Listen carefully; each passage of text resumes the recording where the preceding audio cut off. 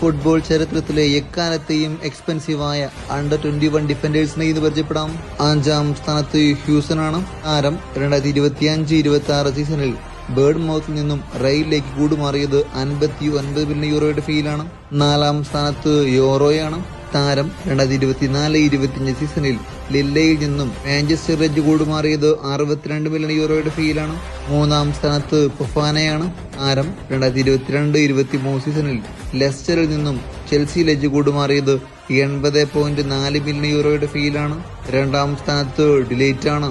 താരം 2019-20 സീസണിൽ അയാക്സിൽ നിന്നും യുവന്റസിലേക്ക് കൂടുമാറിയത് 85.5 മില്യൺ യൂറോയുടെ ഫീലാണ്.